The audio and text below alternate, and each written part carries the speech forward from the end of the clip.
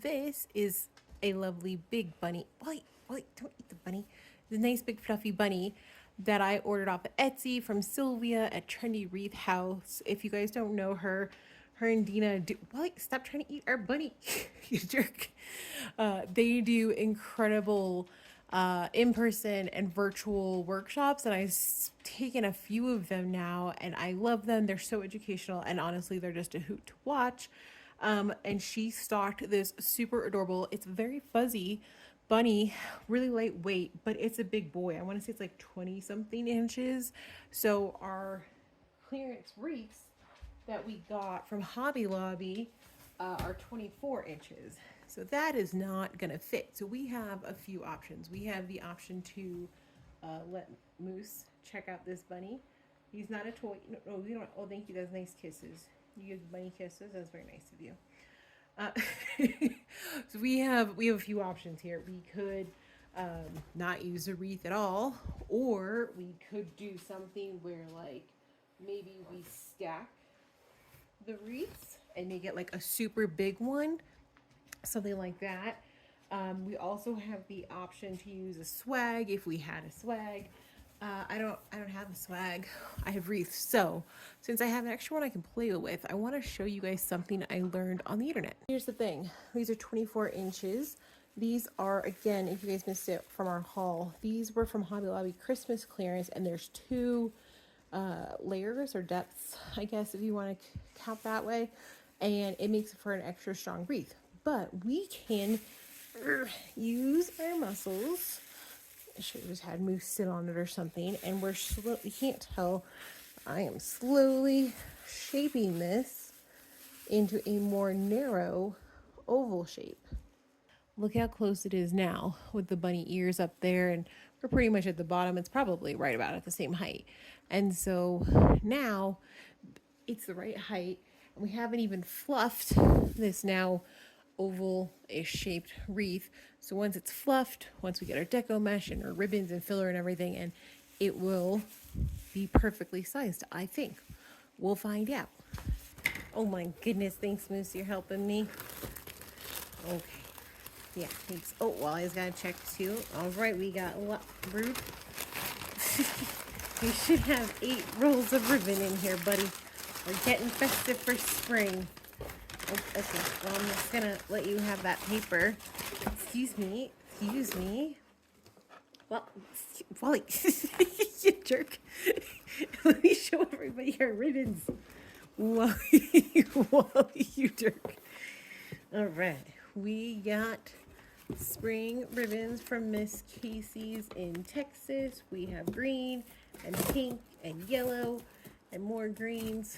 Got a few different, oh yes, this is one I really liked. It's kind of like a lime green, but then I also got another one. This is the D. Stevens one. They're very similar. And then yes, the D. Stevens one that I'm super stoked about. This is going to be the highlight for our wreath, but any plaid I think is fine. Wally's going to destroy the box for us, so we don't have to worry about breaking it down.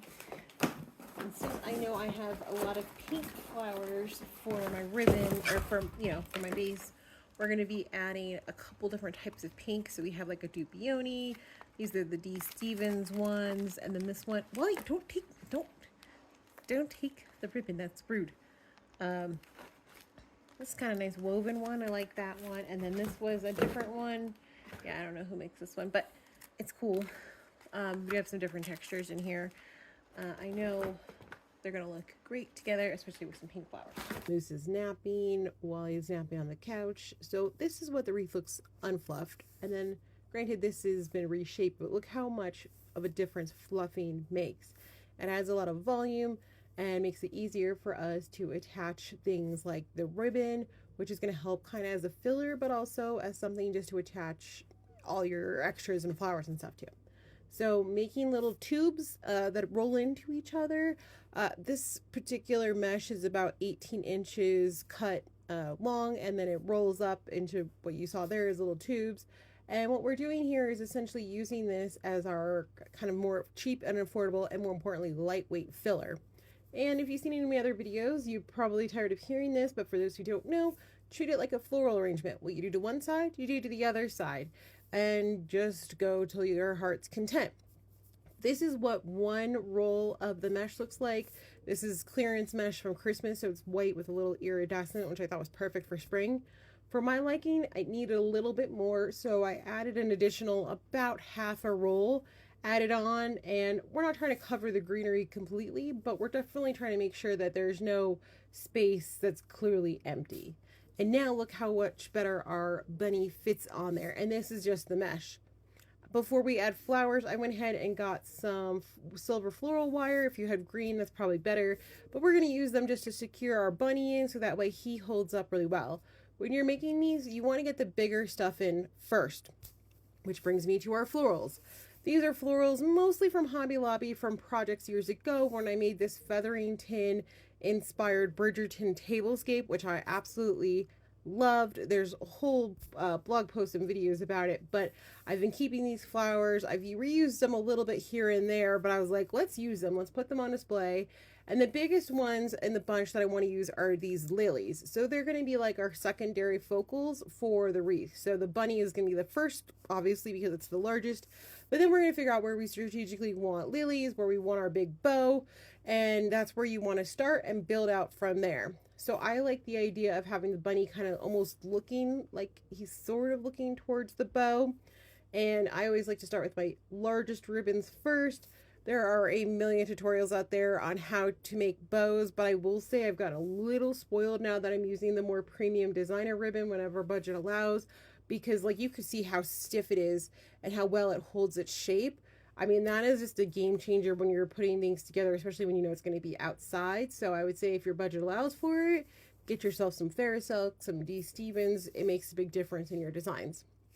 In retrospect, I might have went a little overboard with the bow, but I just loved so many of the ribbons and I still love it. But you might not want your bow this big.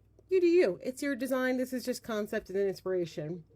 Going ahead and adding our other lilies in so we know how to balance out the space. I wanted to get a sense of scale, and this is going to be a big wreath. A lot of little sprays and picks later cut up and added individually. A lot of ribbon added as tails, as 1 or 2 loop bows. And voila, we have this beautiful kind of spring meadow flower wreath with a little bunny in there. And I just think it is perfect and whimsical and just delightful, really. And I hope, if nothing else, this inspires you to do something fun for your front door this spring season. All right, friends. Well, I'm Alessandra. Thanks so much for decorating with me today.